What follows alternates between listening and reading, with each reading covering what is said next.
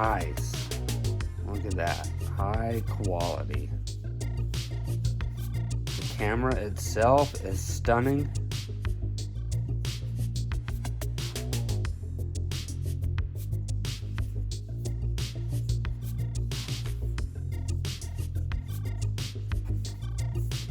You got this little box here that looks like it has some stuff in it.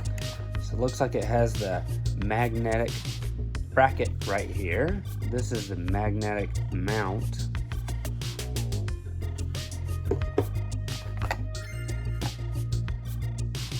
An additional mount here. Looks like this can be used to screw into the camera itself. So if you don't want to use the magnet, you can just do it like this.